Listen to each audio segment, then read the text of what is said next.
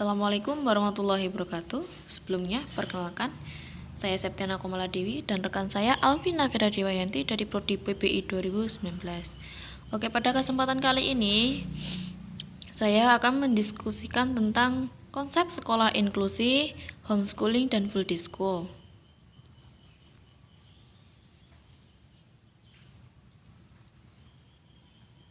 Ya, kita memasuki pada slide yang pertama, ada sekolah inklusi. Untuk yang pertama, apa itu pendidikan inklusi? Pendidikan inklusi adalah sistem layanan pendidikan khusus yang mensyaratkan agar semua anak berkebutuhan khusus dilayani di sekolah-sekolah terdekat di kelas biasa bersama-sama seusianya. Ini menurut para ahli Sapon-Sevin dalam O'Neill 1994 atau 1995.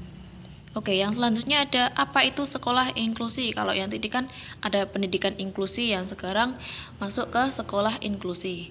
Sekolah inklusi merupakan layanan pendidikan yang diberikan untuk anak berkebutuhan khusus dalam memperoleh pendidikan yang layak.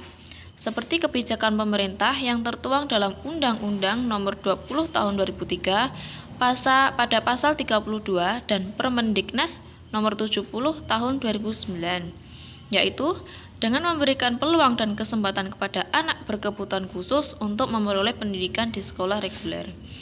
Di sekolah inklusi memungkinkan anak berkebutuhan khusus belajar bersama dengan anak normal dan diperlakukan selayaknya anak normal. Hal tersebut menunjukkan dampak positif sekolah inklusi terhadap anak berkebutuhan khusus dari segi psikologis. Yang selanjutnya ada tujuan pendidikan inklusi. Yang pertama ada tujuan pendidikan inklusi yaitu mengembangkan kepercayaan diri anak, merasa bangga pada diri sendiri atas prestasi yang diperolehnya.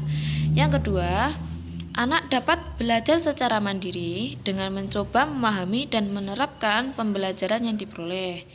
Yang terakhir ada anak mampu berinteraksi secara aktif bersama teman-temannya, guru, sekolah, dan masyarakat. Oke, yang kedua ada homeschooling.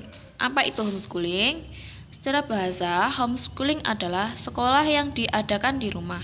Namun, pada hakikatnya, homeschooling adalah sebuah alternatif yang menempatkan anak-anak sebagai subjek dengan menggunakan pendekatan pendidikan secara at home. Dengan sistem pendidikan ini, anak-anak dapat belajar sesuai keinginannya serta dapat belajar kapan saja, di mana saja, dan kepada siapa saja. Sehingga meskipun disebut homeschooling, tidak berarti anak akan terus-menerus belajar di rumah. Mereka dapat belajar di lingkungan apa saja asal situasinya benar-benar nyaman dan menyenangkan sebagaimana ditunjukkan oleh kata at home. Mengenal homeschooling di Indonesia. Di Indonesia, homeschooling sudah menjadi salah satu sistem pendidikan yang legal.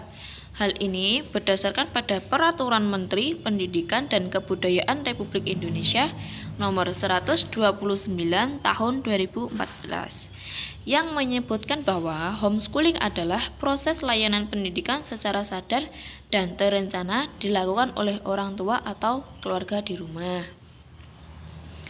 Di sini ada tujuan homeschooling dan manfaat homeschooling.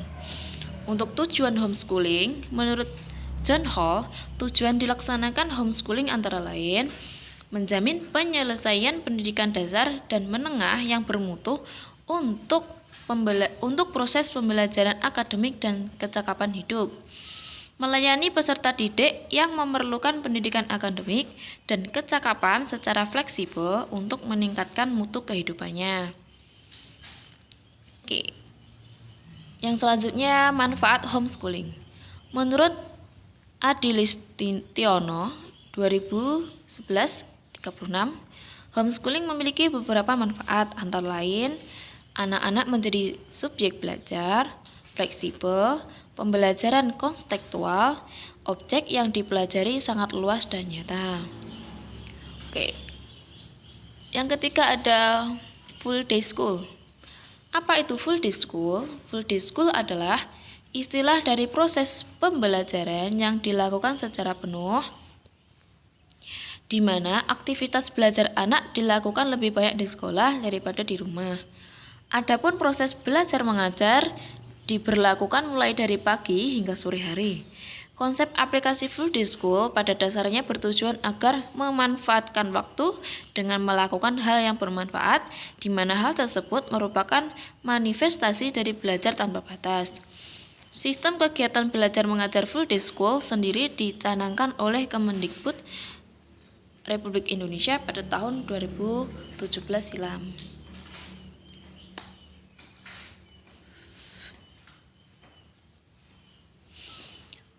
Pada rilis Permendikbud nomor 23 tahun 2017 dijelaskan bahwa sistem kegiatan belajar mengajar full day school berlangsung mulai hari Senin sampai Jumat selama 8 jam per hari, mulai pukul 6.45 sampai dengan 15.30 waktu Indonesia Barat, dengan durasi istirahat setiap 2 jam sekali. Durasi KBM ini juga sesuai dengan kurikulum tahun 2013. Oke, sekarang ada tujuan full day school. Sistem kegiatan belajar mengajar ini bertujuan untuk meningkatkan mutu pendidikan dengan cara menunjang proses belajar mengajar secara lebih menyeluruh serta terjangkau setiap aspek dari perkembangan akademis siswa. Mengingat siswa akan menghabiskan waktu yang lebih banyak di sekolah, mereka diharapkan tidak hanya akan mendapatkan proporsi pendalaman teori yang lebih banyak, tapi juga lewat aplikasi ilmu secara nyata. Oke, di sini ada kelebihan full day school dan kekurangan. Kelebihan dari full day school antara lain: nomor 1, kegiatan anak terkontrol. 2. Pembiasaan anak dalam beribadah. 3. Penerapan bahasa. 4. Pengembangan bakat dan minat. 5. Belajar kelompok. 6. Penanaman akhlak. Dan yang terakhir ada penanaman rasa cinta lingkungan. Jika ada kelebihannya maka juga ada kekurangannya. Maka kekurangan dari full day school adalah tingkat stres yang tinggi, konsumsi yang diperlukan saat di sekolah, waktu untuk perjalanan dan pulang sekolah, pengeluaran biaya, kurangnya tenaga pengajar, kurangnya fasilitas sekolah, dan menimbulkan rasa bosan dan jenuh. Oke, cukup sekian diskusi dari kelompok kami. Apabila ada kurang lebihnya kami mohon maaf. Sekian, wassalamualaikum warahmatullahi wabarakatuh.